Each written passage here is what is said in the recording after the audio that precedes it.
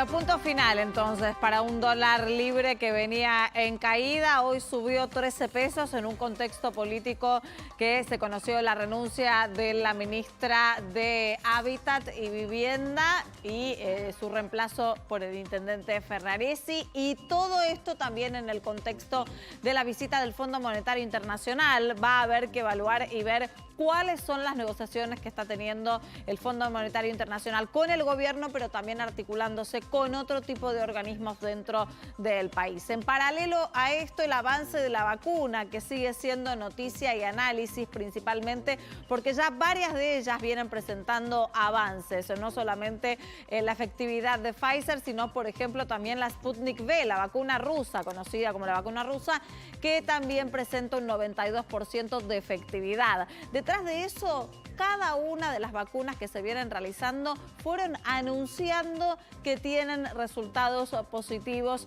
y avances al respecto. Uno puede llegar a pensar que los avances se empiezan a publicar, son una especie de anuncios publicados, pero no publicaciones concretas y certeras en los ámbitos científicos. Sin embargo, hay mucha esperanza al respecto. Esto es lo que denota también esta carrera de quién lo anuncia primero y cómo repercute financieramente en cuál es la carrera comercial detrás de la vacuna.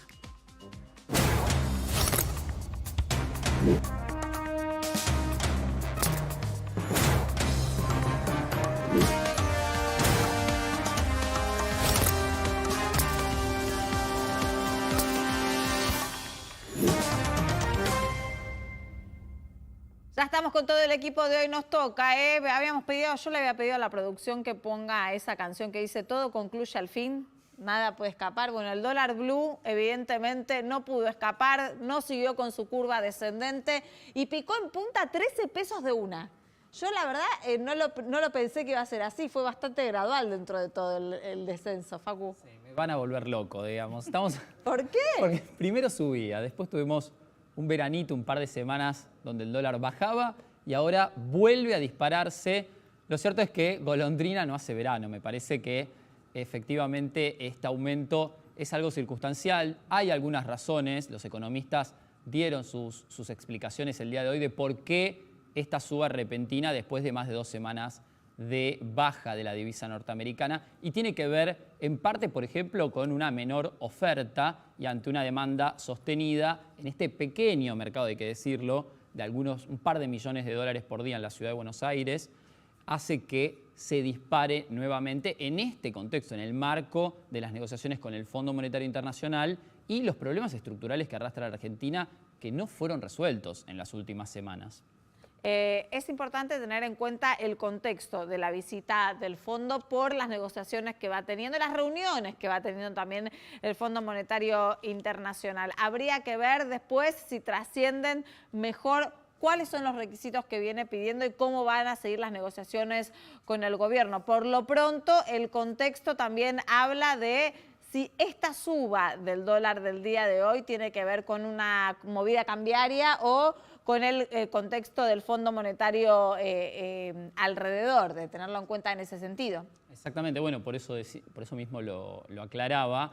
Los economistas explican que hay distintos motivos detrás de esta suba y obviamente el hecho de que el Fondo Monetario esté justamente en la Argentina negociando la reestructuración de esta deuda o lo que sería un nuevo acuerdo para en los próximos años comenzar a repagar tanto los intereses como el capital, hace que en el mercado se genere alguna tensión que llevó de nuevo al alza la divisa norteamericana. Y sería interesante empezar a evaluar también los próximos días, ¿no? Tener como una evaluación de que si la curva venía siendo descendente y ahora tiene un rebote o vas a volver a seguir en alza como tuvimos en algún momento. Todo el contexto obviamente hay que tenerlo en cuenta en cuanto a las medidas del Ministerio de Economía. Recordemos que en esa constante alza que hemos tenido del dólar blue, después se iban dando diferentes mecanismos por parte del Ministerio de Economía y lo que pedía Martín Guzmán era tiempo para que hagan efecto las medidas.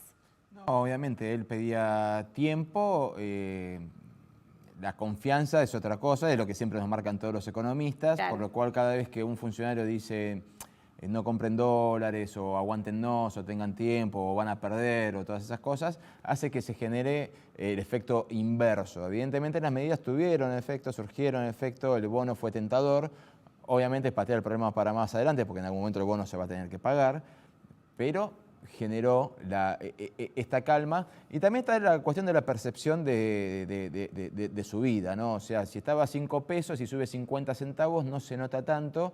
Si está a 150 y sube 10 pesos, se nota mucho. Pero si vas a la proporción, claro, no subió demasiado. Exactamente. Vos decís que no, pero la En brecha, pesos, sí. la brecha cambiaria volvió a ser de más del 100%. Bueno, Claro, ese es es un el salto problema. del 8% en este caso, pero no es tan significativo después de... El verdadero problema es la brecha. Exactamente. Veníamos contando la importancia no solamente de las negociaciones del fondo con el Estado argentino, sino también con otros organismos. Para eso vamos a presentar a Daniel Pellegrina, que es presidente de la Sociedad Rural Argentina. Pellegrina, buenas noches y gracias por atendernos. Buenas noches, ¿cómo le va, Diana? Muy bien. Encantada. En principio, preguntarle acerca de la reunión que han mantenido con el organismo internacional, cuáles fueron los elementos con los que se sentaron a dialogar. Bien, nosotros desde que tenía la misión del fondo anterior a esta, siempre tuvimos reuniones y tuvimos la suerte de poder tenerlo al anterior jefe de misión una vez en la exposición de Palermo, coincidió su visita, así que tuvimos oportunidad de interiorizarlo mucho en cuestiones del agronegocios y que le explicarían mejor, digamos, la performance de Argentina, bueno, la Argentina agropecuaria, ¿no? Entonces pudimos establecer esta vez también un contacto con este grupo y le llevamos 6 temas que nos parece que son los más importantes para este momento. Por supuesto, digamos, todo lo que tiene que ver con la política fiscal, el impacto de los derechos de exportación y el nivel de impuestos que realmente se pagan en Argentina y en el campo especialmente, y charlamos un largo rato de eso. Después la preocupación constante del tema del ingreso de divisas, y bueno, entonces hablamos de todo lo que es la evolución de la campaña, que fue la campaña que se cerró ya por mitad de año, pero que sigue todavía, digamos, vendiéndose. Hablamos un tiempo de esto, hablamos del tema de la brecha cambiaria y bueno, todos los problemas asociados que de alguna manera se generan con el impacto sobre los insumos que son estratégicos para el campo. Hablamos del sector financiero y por supuesto del impacto de la situación del crédito para el campo. Hablamos del futuro, de las perspectivas de la campaña que se está ya sembrando, de la campaña gruesa y los problemas que ya vamos viendo por el efecto climático sobre el trigo. Y eventualmente también, si no se acompañan con las medidas correctas, lo que puede ser el impacto que tenga sobre el paquete tecnológico, o bueno, medidas que no corresponderían, digamos, con la posibilidad de darle al campo la expansión máxima de su potencialidad, ¿no? Y además, por supuesto, siempre hay preguntas, y así vuelta fue una reunión larga, muy interesante, y aprovechamos también para intercambiar otras opiniones, ¿no? Pellegrina, ¿por qué manifestarle todos estos objetivos? ¿Por qué hablarlo con el Fondo Monetario Internacional? ¿Cuál es el objetivo en algún punto?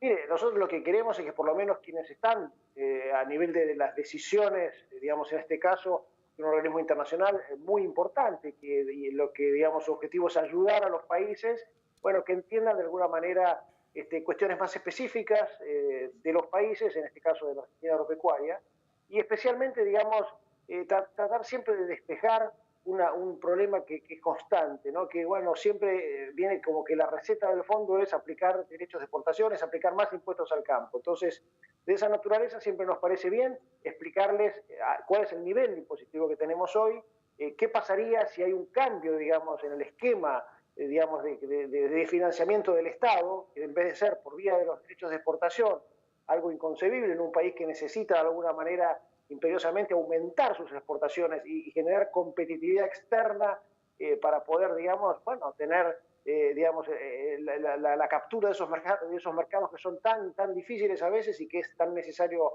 poder venderles.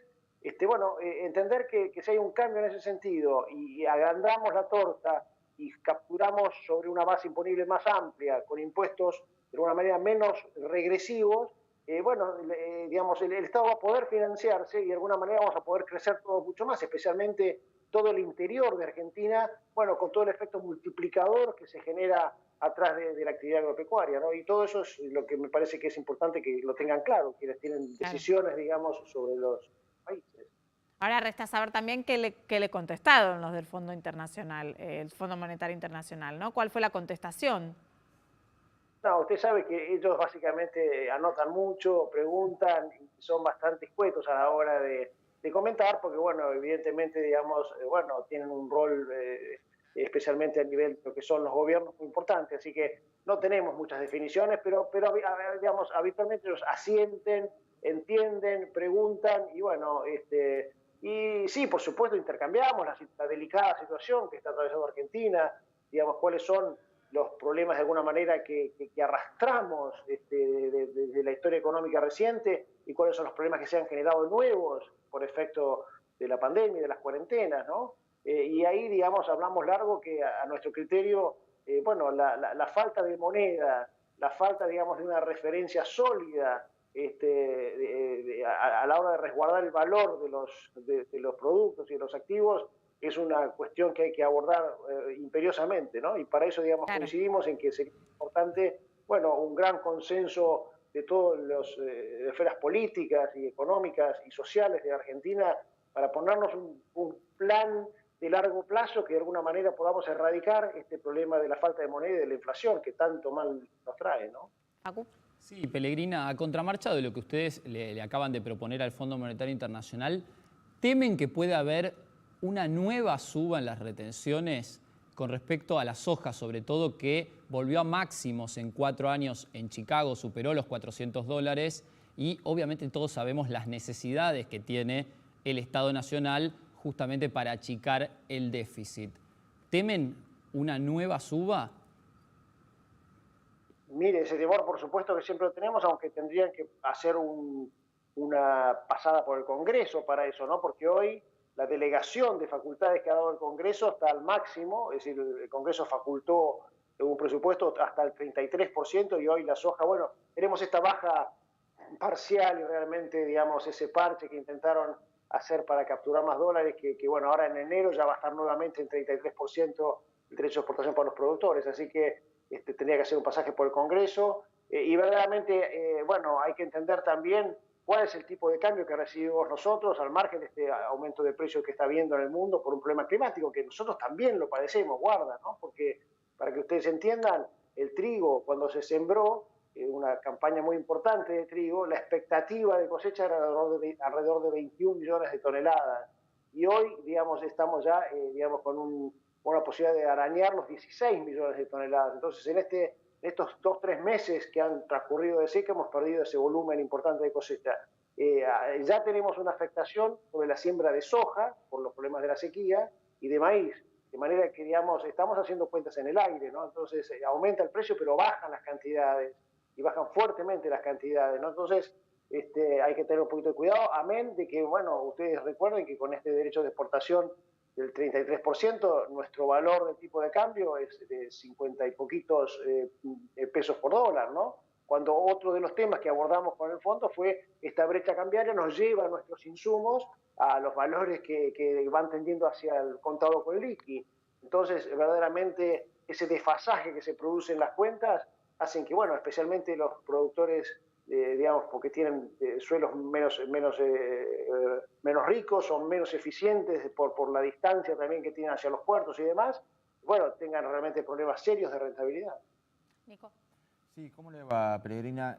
Desconozco si el Fondo Monetario les dio alguna respuesta o cómo procederán al respecto, pero ¿ustedes recibieron algún feedback de parte de ellos respecto de estos planteos, respecto de la brecha cambiaria, respecto de cuánto tienen que pagar los insumos y cuánto reciben de liquidación después de las retenciones en pesos?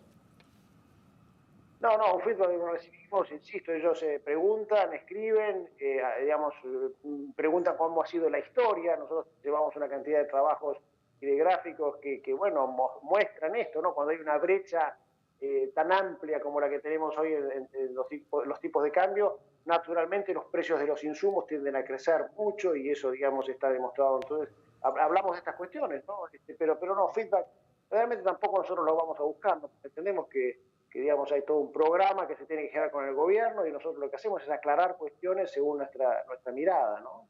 Giselle. Sí, ¿qué tal, Pellegrina? Ustedes hablaron de mejorar el gasto público, por lo menos en el comunicado. ¿Tienen alguna propuesta o le hicieron alguna propuesta al fondo? O sea, ¿dónde habría que recortar, por ejemplo? No, pero nosotros no, a ver, primero, con el fondo fuimos a comentarle, digamos, nuestra mirada, pero esto lo hemos hablado con el presidente Fernández, ¿no? Digamos, en la primera reunión que tuvimos nosotros, cuando era candidato el presidente Fernández, que fuimos con la Comisión de Enlace, y en muchas otras reuniones que hemos tenido, siempre hemos hablado de este tema del gasto público, y él nos ha dicho en su momento, cosa que por supuesto no compartimos, pero que, digamos, el gasto público no se puede tocar, etcétera, etcétera. Entonces, las últimas intervenciones hemos hablado de mejorar la calidad del gasto público y hablamos, por ejemplo, sí, de buscar que ese gasto se oriente, por supuesto, digamos, a sostener un problema económico-social y especialmente de la mano del 50% de pobreza que tenemos en Argentina, que es absolutamente imperioso. Pero, digamos, también hay que alocar esos recursos hacia generarle mejor competitividad a la economía argentina y especialmente la economía exportadora de Argentina, que es, digamos, la salida que vamos a tener para poder, digamos, incrementar la torta, por decirlo así. Entonces, bueno, digamos, no está en nuestra función tampoco, aunque podríamos hacer una serie de análisis, yo creo que hay una enorme cantidad de gastos improductivos que efectivamente podrían, bueno, restringirse sin afectar, insisto, la parte social o la educación, que es la base también para poder generar la competitividad del futuro. Y me parece que si uno empieza a rascar en todos los niveles del Estado, ¿no? Porque no es el Estado nacional solamente, uno va a los municipios y ve, digamos, que es donde estamos más cercanos los productores agropecuarios, vemos las ineficiencias, vemos el dispendio a veces de recursos y se hacen a lo mejor obras que no tienen ningún retorno para digamos, generar mejor competitividad y eso hay que corregirlo. ¿Y el diálogo con el gobierno nacional sigue activo? Sí, por supuesto, siempre están los teléfonos abiertos y siempre hay un intercambio de WhatsApp con algún funcionario, con un ministro, y donde nos convocan siempre estamos sentados en las mesas, por supuesto para generar un diálogo constructivo, ¿no? Y no solamente para quedarnos, digamos, en la charla, sino para tratar de aportar, como llevamos en general documentos y posiciones que de alguna manera, bueno, bajo nuestra mirada, digamos, intentemos mejorar la Argentina, ¿no? Sí, Nico. Sí, quería saber si esta, más allá del diálogo, ¿no? Si esta situación actual del sector agropecuario, o sea, la que se viene arrastrando desde el año pasado hasta la actualidad, va a terminar repercutiendo, si no hay ningún cambio, si va a terminar repercutiendo en la productividad, si va a bajar, se va a mantener estable o va a crecer, o cuáles son las situaciones que ustedes prevén a corto plazo. No, si efectivamente, digamos, hay especialmente un avance en políticas que de alguna manera vuelvan a lo que ya hemos vivido en el pasado reciente, o sea, está muy fresco todavía en los productores agropecuarios, digamos, el 2008 y los años que siguieron, ¿no? Que le hicieron mucho daño al campo. Hoy tenemos muy presente que entre la coalición de gobierno hay todavía mucha gente que está con esa mirada, ¿no? Entonces, si volvieran alguna de esas recetas, verdaderamente la afectación sería muy grande, ¿no? Y ahí claramente hay como ya pasó y como ya quedó demostrado, va a haber un achicamiento, digamos, de la producción digamos, de la generación desde el campo, ¿no? Que eso afecta finalmente a toda la Argentina.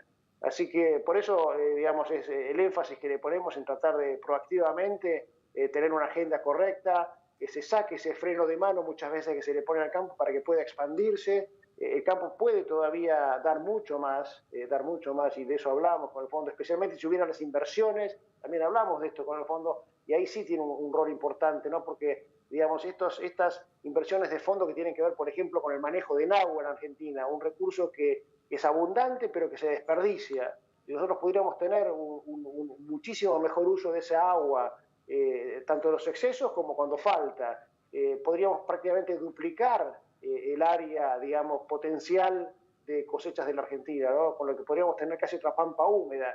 Y eso, digamos, necesita obras de fondo, que esas tienen que ser financiadas justamente por estos grandes organismos multilaterales.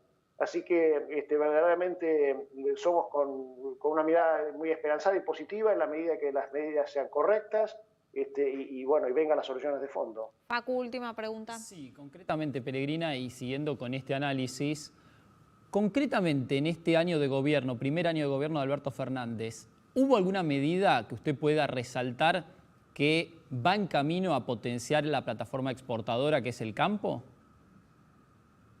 No, verdaderamente tendría que hacer un repaso, pero si la pregunta así a boca de jarro, le tengo que contar que no, porque todo lo contrario, lo que hemos recibido es aumento de derechos de exportación a los niveles máximos, y ese es el principal detractor, digamos, de la capacidad exportadora.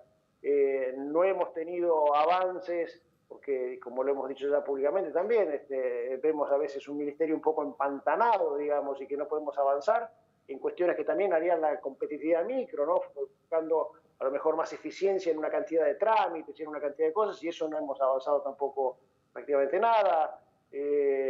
La preocupación también de a veces mensajes muy contrapuestos, no solo a nivel interno, sino también a nivel externo, que indican que, digamos, si ponemos, Argentina necesita exportar, Argentina necesita estar inserta en el mundo, y si nosotros le mandamos al mundo señales raras, y especialmente a nuestros socios comerciales, como es el caso del Mercosur, ¿no? El Mercosur, según nuestra visión, es una plataforma exportadora de agroalimentos y de fibras y de biocombustibles realmente muy potente y muy bien mirada en el mundo y con muchas oportunidades. Ahora, si nosotros erosionamos esa capacidad y mandamos mensajes contrapuestos, bueno, finalmente, digamos, también repercute en contra. Así que, lamentablemente, tendría que decirle que no.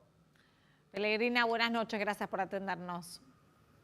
Muchas gracias a ustedes por llamar, un placer. Qué interesante esto último que hablaba, ¿no? De armar de la Argentina como un país exportador en nivel bloque Mercosur, principalmente por la potencia que tiene y también elevándole la necesidad de inversión que tiene el sector con el Fondo Monetario Internacional. Igual llama la atención, ¿no? Que le eleven ellos como organismo a un organismo internacional como el Fondo, teniendo un canal directo del que yo le preguntaba y me dice que lo tienen con el gobierno. Es lo que se hablaba ayer acá en este mismo programa, en una entrevista, que en Europa el 65% de la economía es comercio entre ellos. Claro. Y que acá no. Igual lo hacen, el fondo tiene reuniones con todos los sectores, con la oposición, con los gremios. Los gremios también, por ejemplo, cuando se han juntado con la CGT les ha planteado que no quieren la reforma laboral, por ejemplo. El tema es cómo después con toda esa información el fondo se sienta a hablar con el Estado, ¿no? Claro. Y cuáles son las condiciones que empieza a poner. Y eso sí tiene repercusiones en el mercado, ¿no? En el mercado cambiario, en el mercado interno incluso, también en la macroeconomía. La verdad que hay que articular desde distintas esferas, ¿no? La crisis económica por la que está atravesando nuestro país, pero también desde el abordaje de esta deuda que tiene que pagar la Argentina, que se vuelve por lo pronto o por lo que quiere el Ministerio de Economía de la mano de Martín Guzmán con una necesidad de sostenibilidad de la deuda. Vamos a hablar todo esto con el analista financiero Cristian Buteler. Cristian, buenas noches, gracias por atendernos. No, buenas noches, gracias a ustedes por llamar. En un principio hablemos del dólar blue, que rebotó, no sé si rebotó, vos me dirás, 13 pesos en un día, volvió al alza. Y mi pregunta era esa, ¿no? Que veníamos manifestando con otros compañeros. Si esto es un rebote del dólar blue simplemente porque venía en una curva descendente o responde a una actividad del mercado cambiario. Mira, realmente el dólar había bajado fuerte, recordemos que estuvo en 195, fue una muy buena baja, necesaria también porque el dólar de 195 era un dólar que no guardaba ninguna relación con la economía real, realmente era un dólar de pánico, pero al llegar a 150 se encuentra casi con el piso que le impone el propio gobierno, ¿no? El propio gobierno le pone un piso al dólar, a los dólares libres en realidad, cuando el dólar oficial, al que puede acceder muy poca gente, que puede acceder nada más que $200 por mes, sale 140 pesos. Porque uno suma lo que tiene que pagar más el 65% de impuestos, te da 140 pesos. Entonces, ahí le pones un límite al dólar libre. ¿Y qué pasa? El resto de los inversores, de los actores, que ya tienen bastante experiencia en lo que son los dólares y el manejo del dólar blue, se dan cuenta de eso y reaccionaron. Cuando lo vieron en 150, salieron a comprar y de repente el que venía vendiendo, el vendedor, dijo, bueno, si hay demanda, espero a ver hasta dónde sube la demanda, y eso fue lo que pasó hoy. Igualmente me pareció un salto importante para un solo día, 13 pesos. Eso es lo que yo te quería preguntar también, si vamos a esperar que siga subiendo o se va a mantener dentro de las líneas que vos mencionabas. Mira, todo eso depende de las medidas que tome el gobierno. Obviamente, las medidas que tomó el gobierno hasta acá, me parece que el piso son 150 y a partir de ahí empieza nuevamente a subir. Si el gobierno se anima y retira los impuestos que hay sobre el dólar, yo creo que puede llegar a bajar un poco más. Hoy incluso hubo una entrevista a Guzmán donde habla también de terminar con el IFE 4, o sea que por el momento no va a haber, eso significa menos gasto para el gobierno, es una buena señal para el mercado. Lo que pasa es que si volvemos a lo mismo, si no retira los impuestos que tiene sobre el dólar, mucho más no puede bajar. Y en adelante dependerá, ya te digo, de las medidas que va tomando, si el dólar sigue hacia abajo o empieza a subir nuevamente. Claro. Acá lo que alimenta el dólar es la emisión de pesos. Cuanto más pesos se emitan, más alto se va a ir el dólar.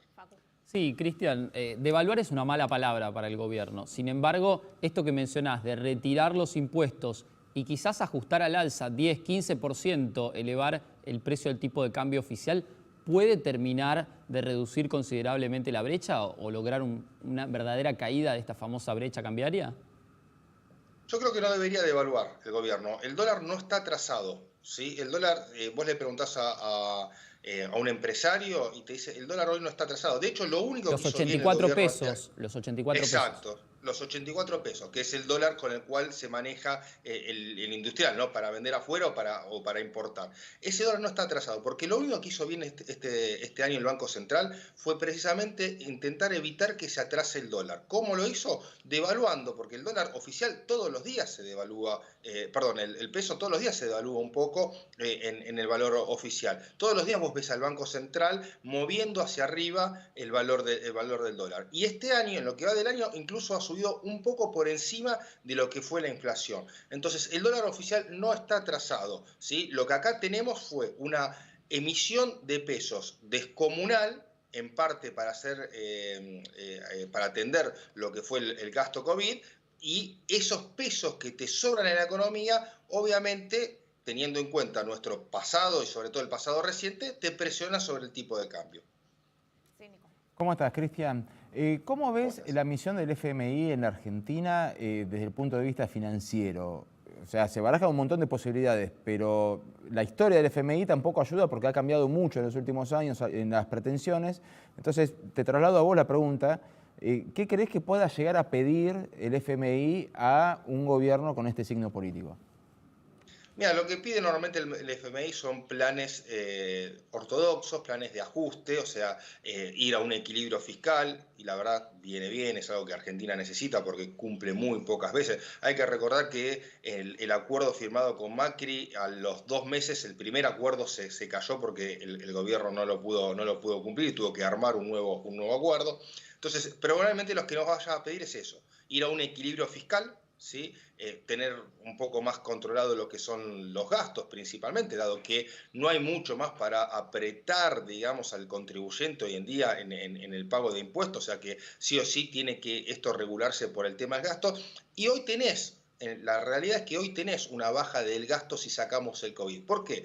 Porque si analizamos 2 de los principales gastos que tiene el gobierno, que son jubilaciones y sueldos de los empleados públicos, bueno, los mismos vienen cayendo en términos reales, o sea, vienen creciendo obviamente, pero muy por debajo de la inflación. Cuando vos saques a la Argentina los gastos producidos por el COVID, probablemente el gasto general del gobierno quede mejor posicionado que lo que era al principio de año. Ahí vamos a tener que, obviamente, trabajar fuerte en una recuperación de la Argentina, ¿no? En una recuperación económica, como para que los ingresos empiecen a ayudar también a las arcas estatales. Sí, ¿qué tal, Cristian?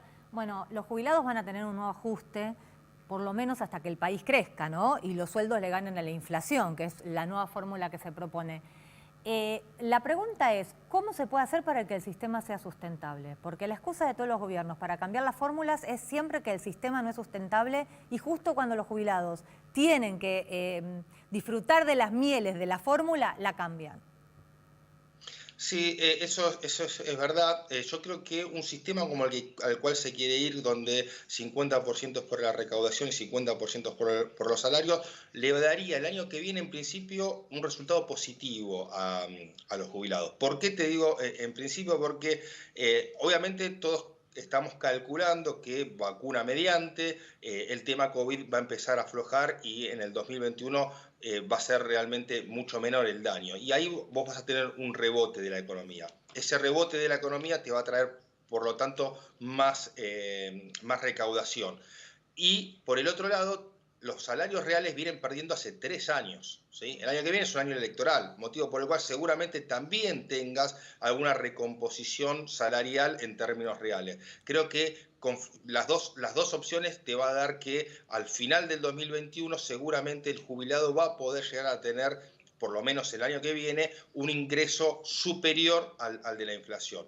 Es muy difícil, obviamente, porque ganan poco los jubilados, eso es así, y ha sido así siempre en la Argentina, sobre todo los que tienen la mínima. Es muy difícil recomponer a lo que realmente se merecen, ¿no? Que por lo menos sería ese 80% vital del salario. Pero creo que el año que viene puntualmente van a tener un año positivo en frente a la inflación. Cristian, gracias por atendernos. Que tengas buenas noches. No, gracias a ustedes. Hasta luego. Sale Bielsa, entra Ferraris y será el inicio de nuevos cambios en el gabinete de Alberto Fernández después del corte.